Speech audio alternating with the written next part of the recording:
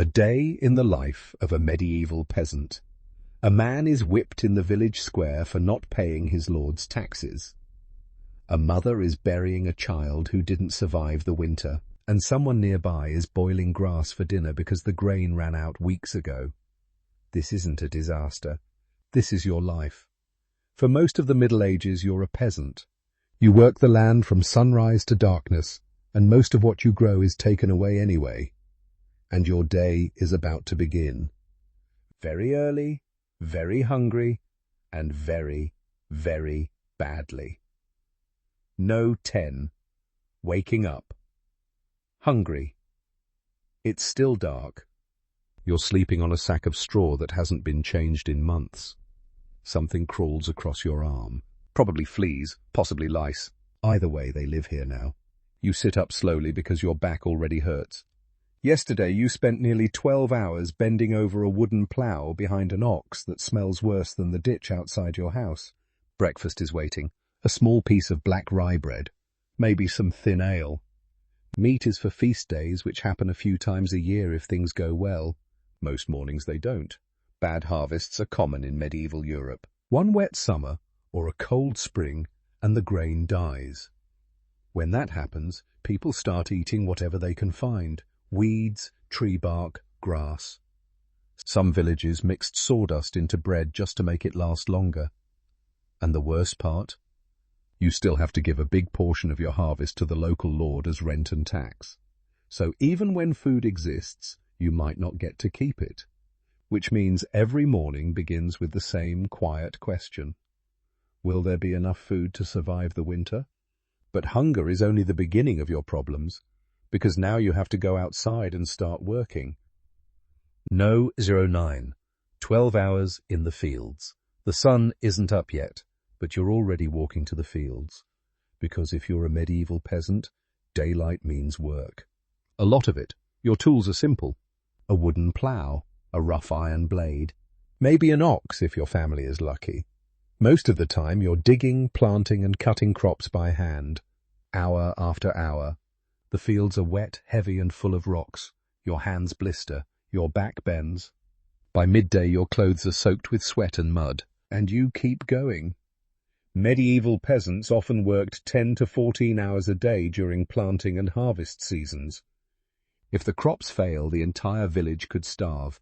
So everyone works. Children work, old people work.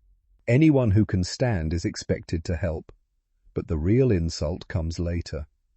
When the harvest finally comes in, much of it doesn't belong to you. You owe grain to the Lord who owns the land, more grain to the church as a tithe, sometimes extra taxes for wars you'll never see. After all that, what's left has to feed your entire family. So after months of breaking your body in the fields, the reward is simple. You still might go to bed hungry, and unfortunately, the day is far from over. No 08. Your house is trying to kill you. After a full day in the fields, you finally go home.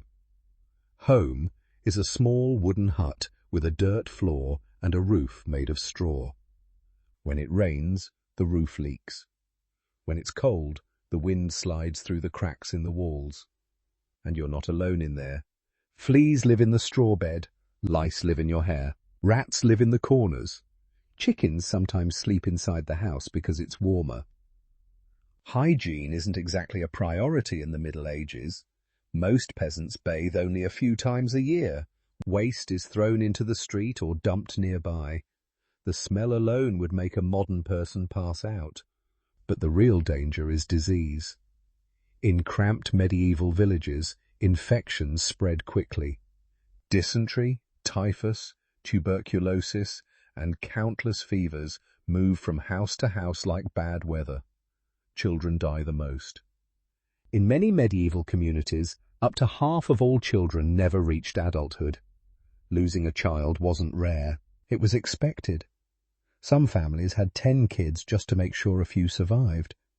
So when night finally comes and you lie down in your flea-filled bed, you don't just hope for sleep, you hope nobody in your house wakes up sick, because you're definitely not ready for the next problem.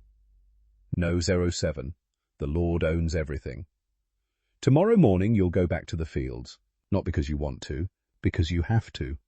In medieval Europe, most peasants lived under a system called feudalism. The land belongs to a lord. The lord allows you to live on it. In return, you work his land and give him a share of everything you produce. Miss those payments and things get ugly fast. A steward might show up to seize your grain. Sometimes they take your animals. Sometimes they take tools or even parts of your house. Punishments can be public. People were fined, beaten, or locked in stocks where neighbours could throw mud and garbage at them. And leaving the land isn't easy either. Many peasants were serfs, meaning they were legally tied to the land they worked. Moving away without permission could make you a criminal. So no matter how hard the work is or how little food you have, there's no easy way out. You wake up, you work, you pay the Lord, and hope nothing worse happens. Unfortunately, something worse was always waiting. No, 06. When the plague arrives, you wake up one morning and the village is quiet. Too quiet. Someone down the road has a fever. Another neighbour has strange black swellings under their arms. By evening, the church bell starts ringing again. And again, and again. This is the Black Death, and once it enters a village, things move fast. The disease spreads through fleas on rats, which are absolutely everywhere in medieval towns. Within a few days, people develop massive swollen lumps called buboes on their neck, groin, or armpits. They burn with fever, cough blood, and sometimes die within 3 days. Doctors can't help much. Most medieval medicine involves prayer, herbs, or bleeding the patient, which mostly just makes the dying person weaker. So families do what they can. Some flee. Some lock themselves inside. Others abandon sick relatives entirely because they know what's coming next. Mass graves. During the worst years of the Black Death in the 1300s, entire villages disappeared. In parts of Europe, 1/3 to half the population died. And if you're a peasant, you don't get to escape to a distant castle. You stay right where you are, waiting to see if the next body carried to the churchyard will be someone you know. No. 5. When war walks through your village. Even if plague doesn't kill you, something else might. War. Medieval wars weren't fought neatly on battlefields. Armies marched directly through farmland, which meant villages like yours were often the first thing they found, and the soldiers were hungry. If an army arrives, they take what they want: grain, animals, tools, firewood. Sometimes the entire harvest disappears in a single afternoon. If peasants resist, the results can be brutal. Houses are burned, crops destroyed, livestock slaughtered. Sometimes the entire village is looted just to punish the enemy who supposedly owns the land. For soldiers, this is strategy. Destroy the farms and the enemy starves. For peasants, it means watching a year of back-breaking work vanish in a few hours. And once the army moves on, you're left standing in a field of ash, with winter still coming. Which leads to the most common danger of all. No, 04. Famine. Sometimes the weather simply decides you're not eating this year. One cold spring, one summer of endless rain, or one swarm of insects can wipe out the crops your entire village depends on. When that happens, things get ugly very quickly. First, the grain runs out. Then people start stretching what little food they have. Bread gets thinner, soups get weaker. Soon you're boiling whatever grows nearby: grass, nettles, tree bark. Historical records from medieval famines describe people mixing ground acorns, roots, and even straw into flour just to make something that looked like bread. And when that runs out too, people begin eating animals they normally wouldn't touch: dogs, cats, sometimes rats. During the Great Famine of 1315 to 1317, years of relentless rain destroyed crops across northern Europe. Grain prices skyrocketed, and millions of peasants slowly starved. Some reports from the time describe people collapsing in roads and fields because their bodies simply ran out of energy. And winter was still months away. But even famine wasn't the only thing waiting at the end of your life as a peasant, because eventually everyone ended up in the same place. No, 03. Death comes early. If you somehow survive the hunger, the disease, the taxes, and the wars, there's one final reality of medieval life. You probably won't live very long. Average life expectancy in the Middle Ages was roughly 30 to 35 years. That number is dragged down heavily by child deaths, but even adults rarely reached what we'd consider old age today. Infections were everywhere. A small cut from farm work could turn septic. A fever could kill within days.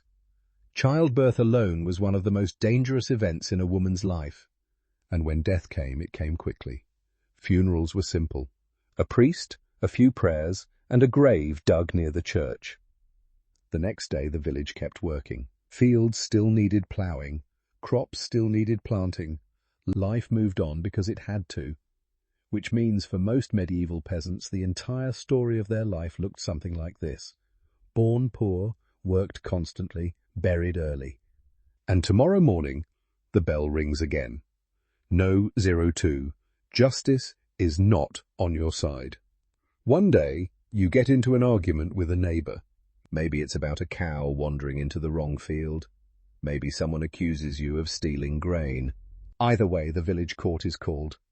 And this is where things get interesting, because medieval justice is not exactly what we'd call fair. If there's no clear proof, the court might decide the truth using something called an ordeal, which basically means letting God decide. One common method is the ordeal by hot iron. You carry a red-hot piece of metal across the church floor while everyone watches. Then your hand is wrapped in cloth and checked a few days later. If the wound heals cleanly, congratulations. God says you're innocent. If it's infected or blistered, well, clearly God disagrees. Other ordeals involved plunging your arm into boiling water or being tied up and thrown into a river. If you floated, you were guilty. If you sank, you were innocent. Which sounds fair until you realize innocent people tended to drown. And remember, you're a peasant, which means even if you win the case, you still owe the Lord your taxes tomorrow. No, 01. Tomorrow you do it again. Eventually the sun goes down. Your body hurts. Your hands are blistered. You've eaten just enough to stay alive. So you lie down in your straw bed again, listening to the animals outside and the wind pushing through the walls. Tomorrow the same routine begins. Wake before sunrise. Work until dark. Give away most of what you grow, and hope the next year isn't worse than the last. Because for medieval peasants, life wasn't a heroic adventure or a grand story. It was survival.